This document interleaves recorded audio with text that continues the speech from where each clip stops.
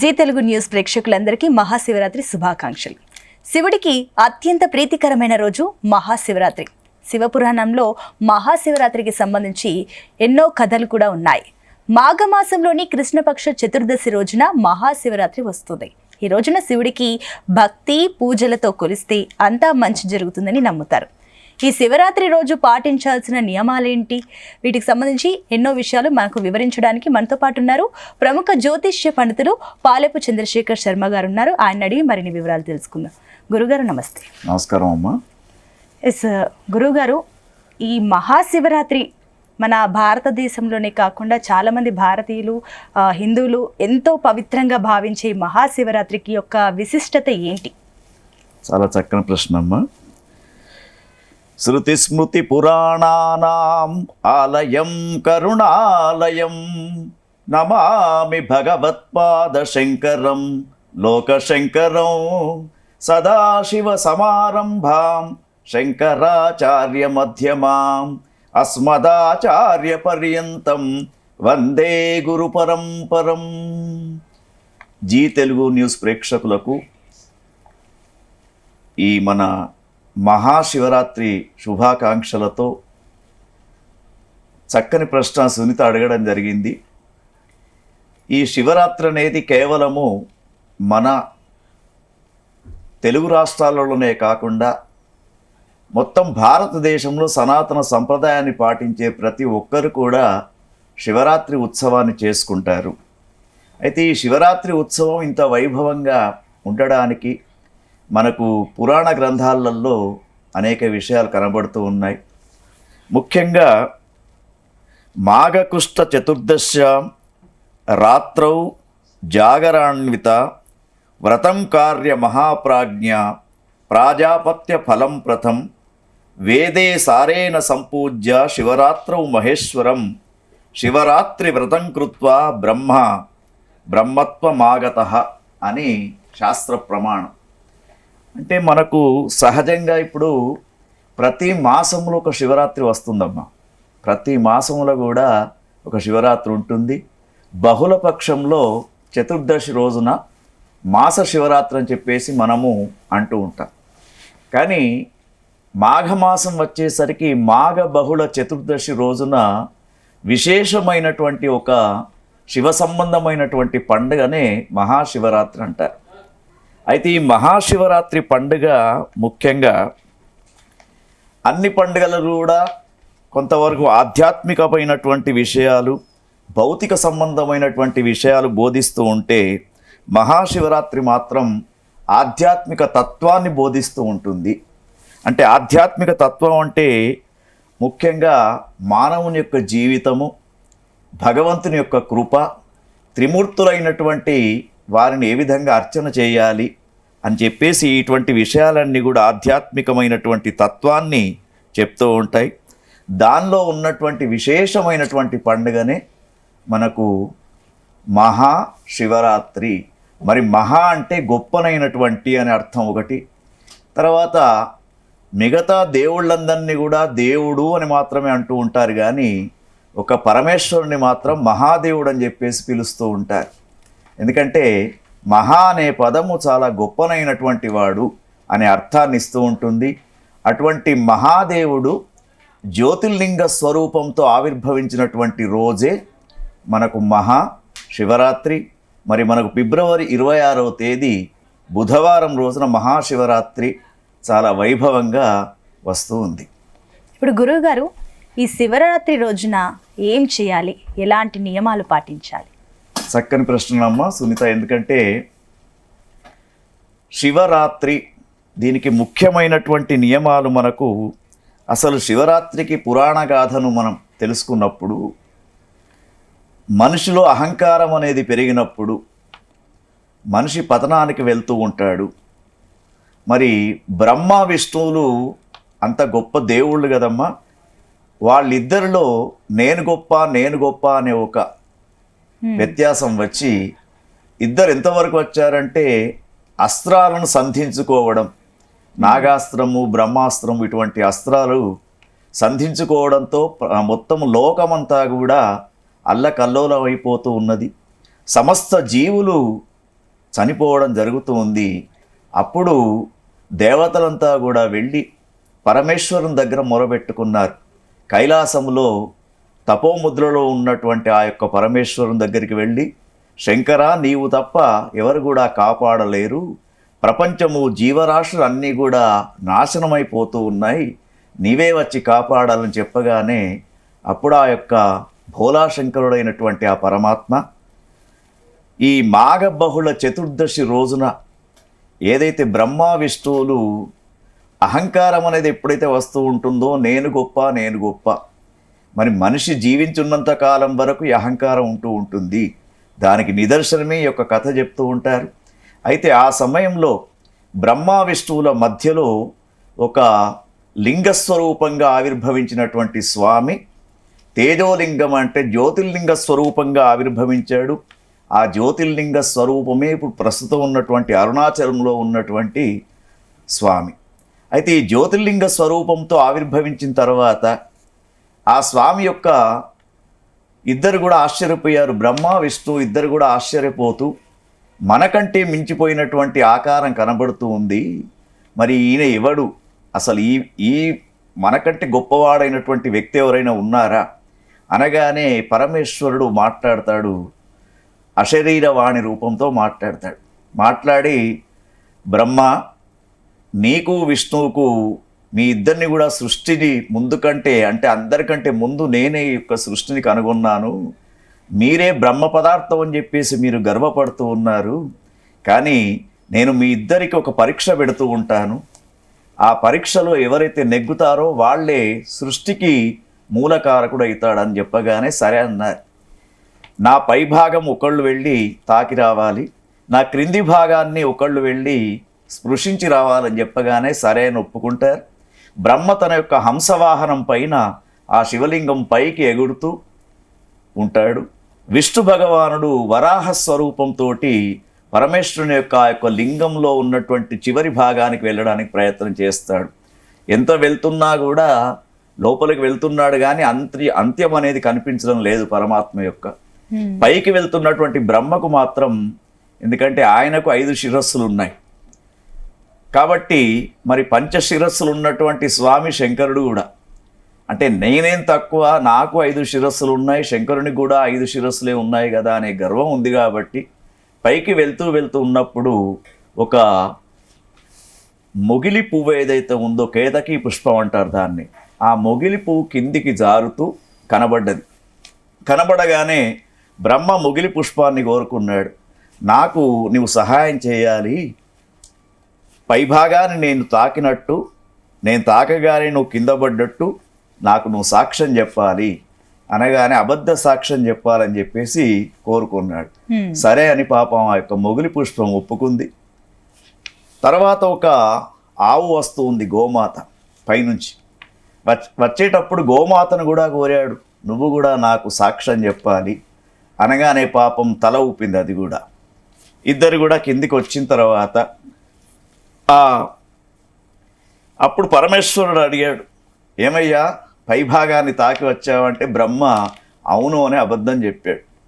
పరమేశ్వరునికి తెలియదా, సర్వాంతర్యామైనటువంటి ఆ యొక్క మహా శివస్వరూపం అయితే ఉందో, లింగస్వరూపంతో ఉన్నటువంటి స్వామికి మొత్తం కూడా తెలుసు కాబట్టి బ్రహ్మ అహంకారాన్ని తివ్వడానికి వీరభద్రస్వామి రూపాన్ని ధరించి శివుడు తన యొక్క చిటికెన వేలుతోటి గోటితోటి బ్రహ్మ యొక్క శిరస్సును ఖండించడం జరిగింది.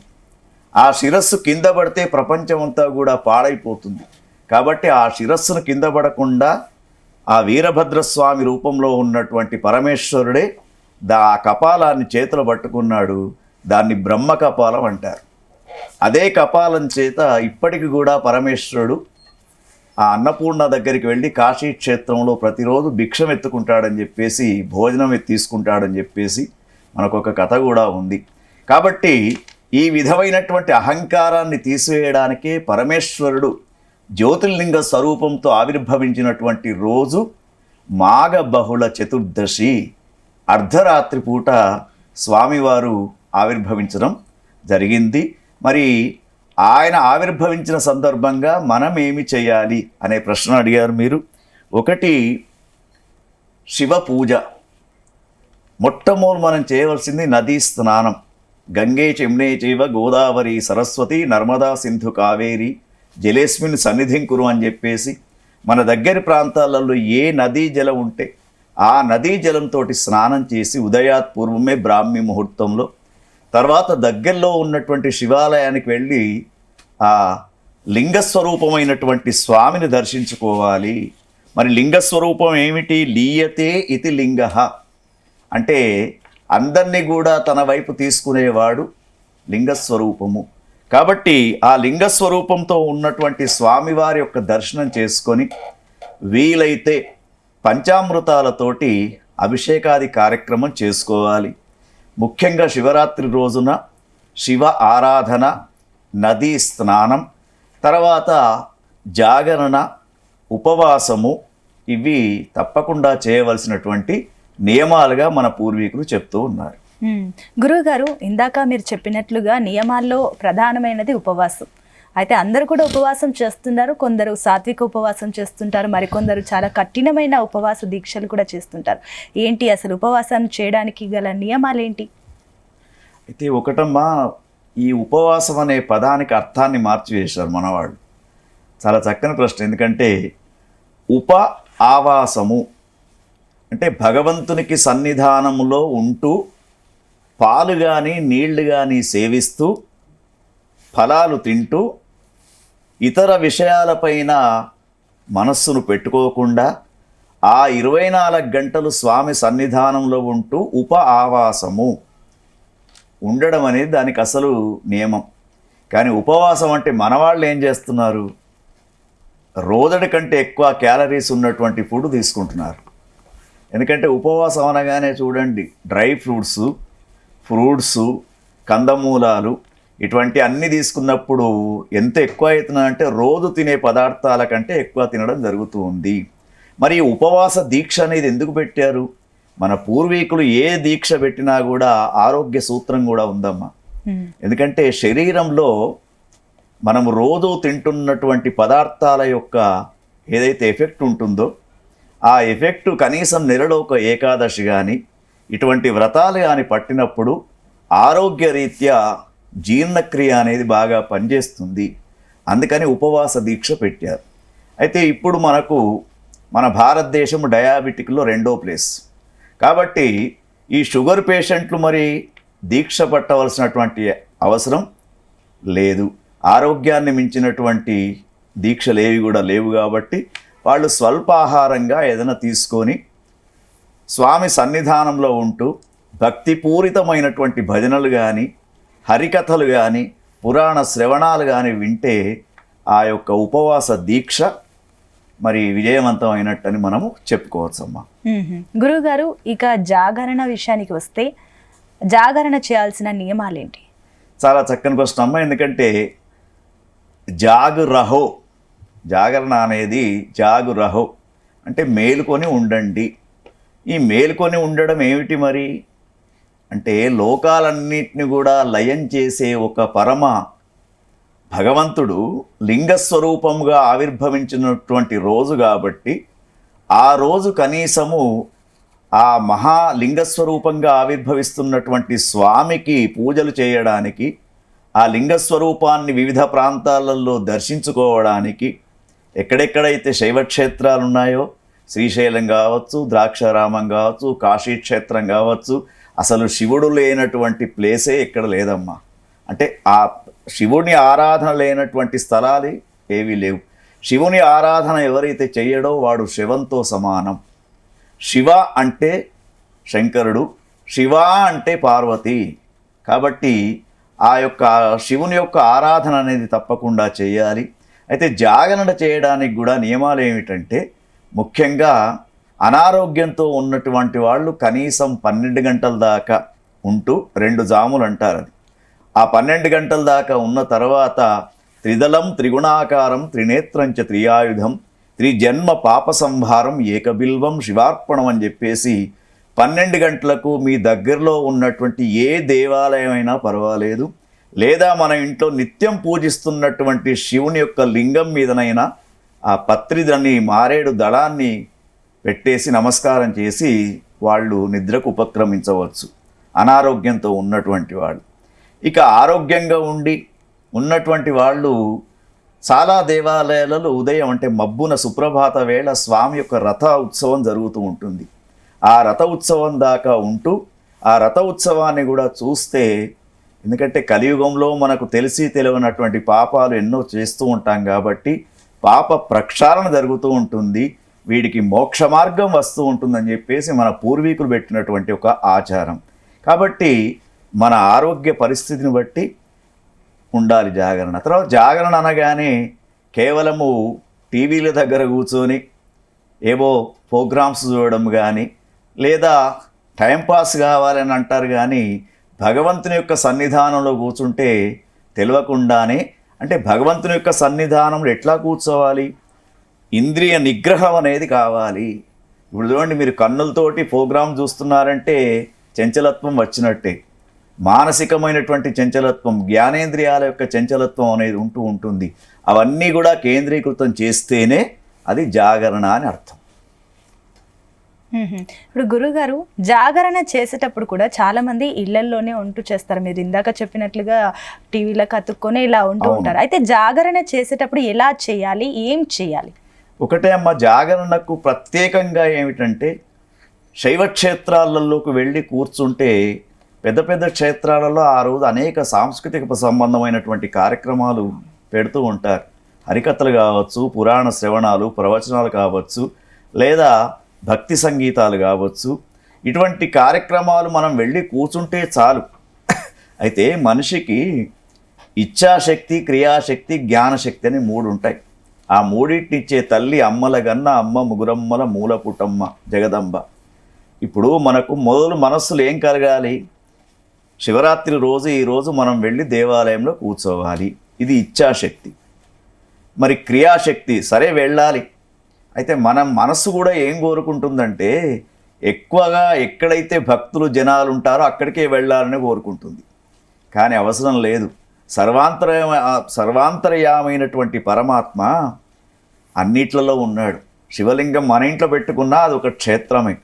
దగ్గరలో మన ఊళ్ళో ఉన్నటువంటి శివాలయాన్ని వదిలిపెట్టేసి ఎక్కడికో దూర ప్రాంతాలకు వెళ్ళి జనాలతో కూడుకున్నటువంటి వాటిలలో చిక్కుకొని ఇబ్బందులు పడే కంటే దగ్గరలో ఉన్నటువంటి భగవంతుని యొక్క సేవ చేయడం చాలా గొప్పది.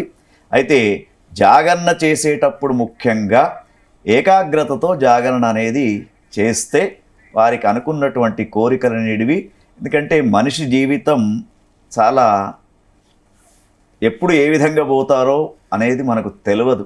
అందుకే లయకారుడు ఎవరు అంటే శివుడు.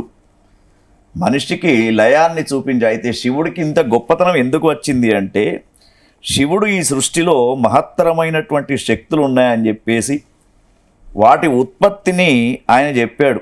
ఒకటి మనిషికి 2 ఉంటాయమ్మ, ఒకటి కామం, రెండవది కాలం. ఈ కామము కాలము ఈ రెండింటి ద్వారానే మనిషి చెడిపోతూ ఉన్నాడు. కామము అంటే విపరీతమైనటువంటి కోరికలు. ఆ కామాన్ని జయించేవాడెవరు? మరి కామ సంబంధమైనటువంటి మన్మథుణ్ణి కూడా జయించాడు పరమేశ్వరుడు. కాబట్టి కామాన్ని జయించినటువంటి వాడు. కాలం అంటే కాలస్వరూపుడు ఎవరు? యమధర్మరాజు. మనకెప్పుడు మృత్యు వస్తుందో అదే కాలస్వరూపం. అటువంటి కాలస్వరూపాన్ని కూడా మార్కండేయ వృత్తాంతంలో ఆ మార్కండేయుణ్ణి రక్షించినటువంటి ఎవరు? శివుడే కదమ్మా. కాబట్టి యముణ్ణి కూడా జయించినటువంటి వాడు. అంటే కామాన్ని కాలాన్ని రెండింటిని జయించినటువంటి పరమేశ్వరుని యొక్క సన్నిధానంలో ఎవరైతే జాగరణ ఉపవాసం చేస్తూ ఉంటారో వాళ్లకు అనుకోనైనటువంటి, అంటే చాలా ముక్తి మార్గమైనటువంటి శివ సాయుధ్య ప్రాప్తి కలుగుతూ ఉంటుంది. అది గురువుగారు, అయితే మహాశివరాత్రి నాడు అందరూ కూడా శివాలయాలకు వెళ్తారు, లింగాన్ని దర్శించుకుంటారు, అభిషేకాలు చేస్తూ ఉంటారు. అయితే అన్నిటికంటే ముందు వచ్చే ప్రశ్న కూడా ఈ లింగోద్భవం గురించి, దాని గురించి కాస్త మీ మాటల్లో వివరించండి. లింగోద్భవం గురించి మనము చెప్పుకున్నామమ్మా. అంతే. ఇక్కడ ఏమిటంటే లింగ అనే శబ్దానికి అర్థం ఏమిటంటే లీయతే ఇది లింగ. అయితే శివలింగ స్వరూపము జ్యోతిర్లింగ స్వరూపంతో ఆవిర్భవించిందని చెప్పుకున్నాం. తర్వాత బ్రహ్మకున్నటువంటి గర్వాన్ని తీసివేశాడు ఆ శివస్వరూపము.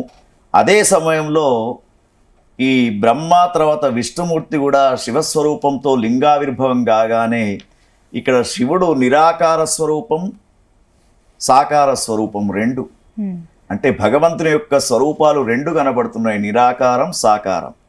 కాబట్టి లింగ స్వరూపంతో ఉన్నటువంటి శివుడు ఆవిర్భవించినటువంటి రోజు కాబట్టి మరి లింగ స్వరూపంతో ఉన్నటువంటి శివుడు ఒక చక్కని వేదాంత తత్వాన్ని చెప్తున్నాడు. ఏమిటి తెలుసా అమ్మ? ఇప్పుడు శివలింగం మీద మనము ఏది పోసినా ఏమవుతుంది?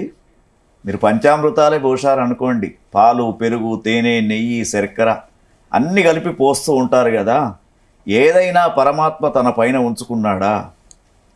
లింగం ఏం చేస్తుందమ్మా? ఏది పోసినా కూడా జారిపోతూ ఉంటుంది.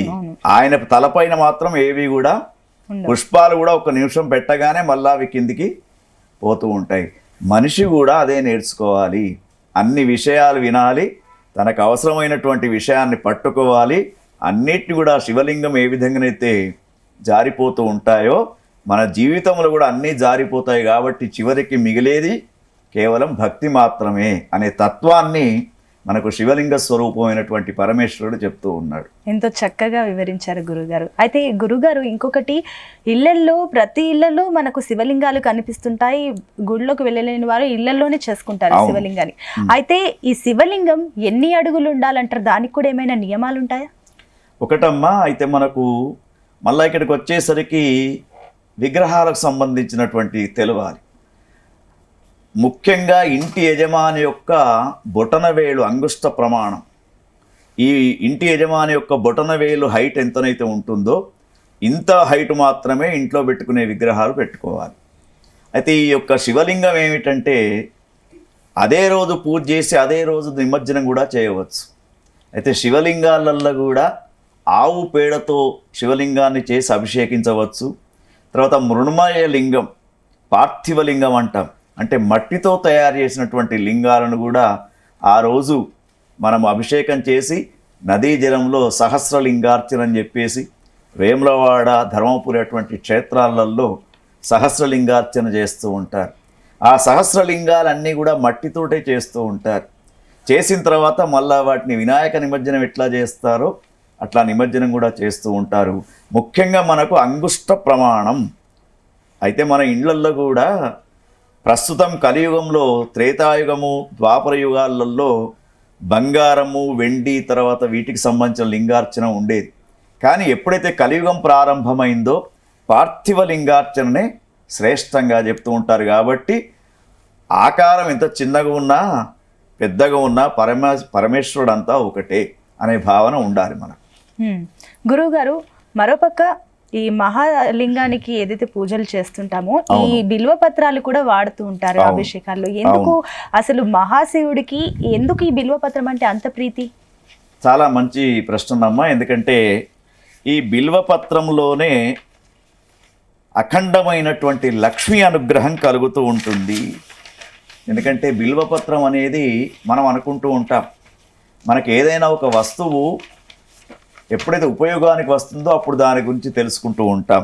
అందుకే త్రిదళం త్రిగుణాకారం త్రినేత్రంచ త్రియాయుధం త్రిజన్మ పాప సంహారం ఏక బిల్వం శివార్పణం. ఒక బిల్వపత్రంలో 3 ఆకులు ఉంటాయి.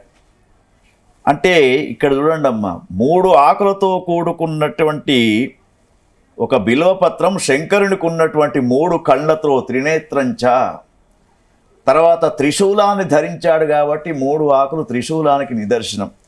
తర్వాత త్రిజన్మ పాప సంహారం, మనం గత జన్మలో, ఈ జన్మలో, నెక్స్ట్ జన్మలో చేసినటువంటి పాపాలు ఏవైతే ఉంటాయో, మనం పాపాలు కూడా ఎట్లా చేస్తాం? మనోవాక్కాయ కర్మలు. మనస్సుతో చేసే పాపాలు కొన్ని, అంటే వాక్కు అంటే మాటతో చేసే పాపాలు కొన్ని, కర్మ చేసే పనులతో చేసే పాపాలు కొన్ని. కాబట్టి ఆ 3 రకాల పాపాలను తీయడానికి ఒక బిల్వపత్రాన్ని నీకు సమర్పిస్తున్నాను అని కేవలం చెట్లకు పూస్తున్నటువంటి ఆ పత్రాన్ని తీసుకొని వచ్చి పెడుతూ ఉంటే తృప్తి పడతాడమ్మా శివుడు. ఎందుకంటే అభిషేక ప్రియ శంభు అలంకార ప్రియో విష్ణు నమస్కార ప్రియో భాస్కర. అభిషేక ప్రియుడు శివుడు.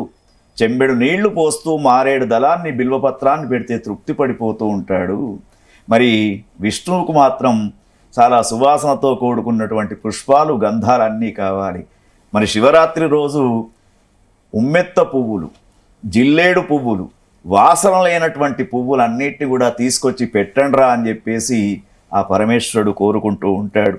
తర్వాత దర్శనం బిల్వ వృక్షంచ స్పర్శనం పాపనాశనం అఘోర పాప సంహారం ఏక బిల్వం శివార్పణం. బిల్వ వృక్షాన్ని దర్శనం చేసుకుంటే మన పాపాలు పోతాయి. తర్వాత బిల్వ వృక్షాన్ని ఏదైతే మనము వాటిని కోసి ఆ శివునికి సమర్పిస్తూ ఉంటామో మనకు అనేకమైనటువంటి పుణ్యం వస్తూ ఉంటుంది. కాబట్టి మరి బిల్వపత్రాన్ని సమర్పిస్తే చాలామంది అనుకుంటారు శంకరుడికి పూజ చేస్తే ఏముంది, బూడిద తప్ప అనుకుంటారు. కానీ ఆ బూడిదలోనే సకలమైనటువంటి ఐశ్వర్య సంపద అనేది ఉన్నది. కాబట్టి శివార్చనలో బిల్వపత్రాలు వాడడం అనేది చాలా విశిష్టంగా చెప్తూ ఉంటారు. గురుగారు, అయితే ఈ అభిషేకం, శివలింగానికి అభిషేకం చేస్తున్నప్పుడు కూడా విభూదిని వాడుతూ ఉంటారు. దీనికి సంబంధించిన వివరాలేంటి?